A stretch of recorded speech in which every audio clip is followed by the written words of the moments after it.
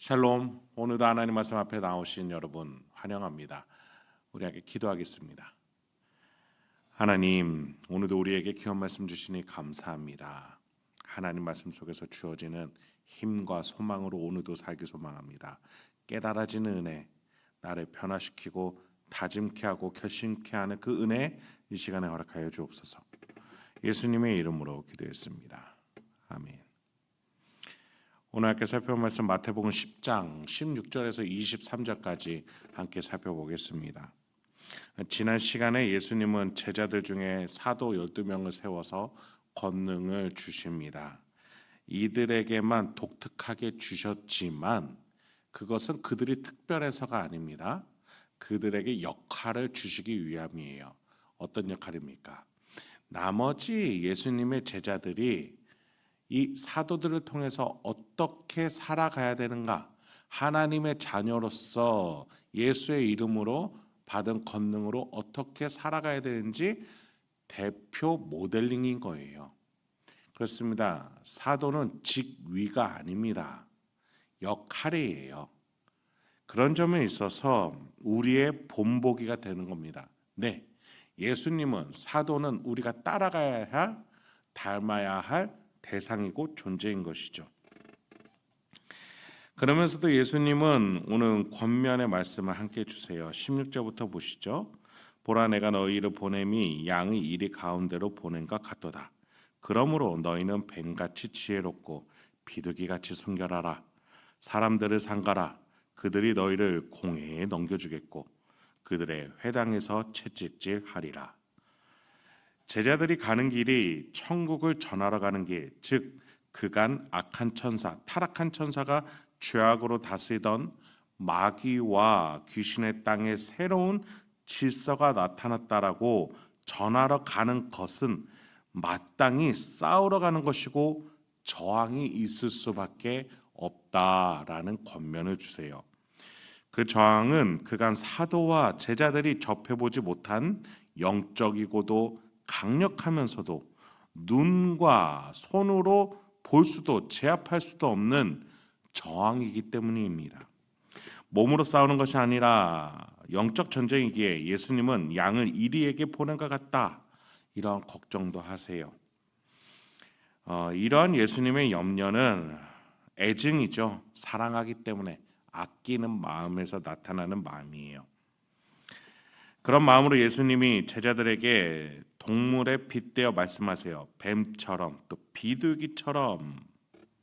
여러분, 뱀처럼 지혜롭고 비둘기처럼 순결하라 했을 때 지혜와 순결은 손으로 매만지거나 또 다룰 수 있는 종류의 것이 아니죠. 마음과 내면의 겁니다. 네, 영적 전쟁이에요. 여러분, 물론 영적 전쟁이라고 해서 단순히 저 머나먼 세계의 것이다 라고 생각하시면 안 됩니다. 이 출발점이 내면에서부터 시작해 그 결과물은 물질 세계에서 나타나는 거예요. 마음으로부터 사랑하여 우리가 물질적인 결혼 반지와 결혼 신고를 하고 결혼식을 하듯, 그래서 마침내 자녀를 낳듯이 마음으로부터 싸워내 교회를 세우거나 한 영혼을 구해내기도 합니다. 반면에 반대에서는 이 지혜롭고 순결한 제자들을 재판대에 세우고 괴롭게 하기도 합니다. 예수님은 제자들이 세상을 알길 원하셨어요. 무작정 가서 너무 순진하게 당하지 않기 원하셨어요. 때로는 지혜롭고 때로는 순결하게 그렇게 교회를 지키고 복음을 전하며 하나님의 뜻을 전파해 하나님의 나라를 만들기 원하셨습니다. 18절부터 이어봅니다. 또 너희가 나로 말미암아 총독들과 임금들 앞에 끌려가리니 이는 그들과 이방인들에게 증거가 되게 하려 하심이라. 너희를 넘겨줄 때에 어떻게 또는 무엇을 말할까 염려하지 말라. 그때에 너희에게 할 말을 주시리니 말하는 이는 너희가 아니라 너희 속에서 말씀하시는 이 곧 너희 아버지의 성령이시니라. 굉장히 적극적으로 말씀하세요. 정치인들에게 끌려갈지라도 그 자리는 증거가 될 것이다. 즉 천국 소식을 전하는 무대가 될 거다. 여러분이 그리스도인으로 살기 때문에 당하는 고난과 어려움, 오해와 편견, 그런 것들이 있을 거예요. 하나님은 그런 상황을 가만히 두고 보지 않으시겠다 하십니다. 너희 속에서 말씀하시는 아버지의 성령, 하나님 아버지의 영, 마음, 의지, 결단, 그 하나님의 것이 우리와 함께 하실 거예요. 그렇기 때문에 어떤 고난과 핍박의 자리라도 천국을 전할 수 있고 소식을 전할 수 있는 놀라운 현장이 될 거라는 겁니다. 여러분, 전쟁에 있어서 가장 큰 힘은 아군의 지원이에요. 영적 전쟁에서 아버지의 지원, 아버지의 영이 함께한다는 건 가장 큰 권한과 또 의미가 아닐 수 없겠죠. 그리고 그렇게 하나님의 영의 함께함이 세상 권력 앞에 드러남으로써 세상 권력은 더 우위에 있는 세계를 경험하게 된다는 겁니다. 그러나 이러한 놀라운 비전과 목표는 가시밭길과도 같다라고 예수님은 말씀해 주세요. 21절부터입니다. 장차 형제가 형제를, 아버지가 자식을 죽는 데에 내주며 자식들이 부모를 대적하여 죽게 하리라. 또 너희가 내 이름으로 말미암아 모든 사람에게 미움을 받을 것이나 끝까지 견디는 자는 구원을 얻으리라. 이 동네에서 너희를 박해하거든 저 동네로 피하라.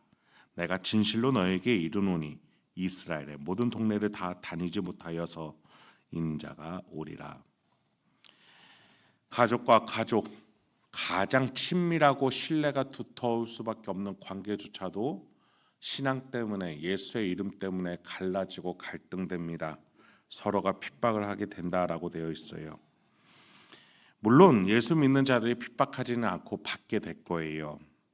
그만큼 하나님의 자녀, 예수의 제자가 되어서 산다라는 것, 천국을 만들면서 산다라는 것은 이 세상의 흐름과 물질 세계에서 살아가는 이들에게는 결코 이해할 수가 없는 삶의 방식입니다. 해괴해 보이기까지 하니 가족들에게 반대를 당합니다. 예수님조차도 예수님의 형제들에게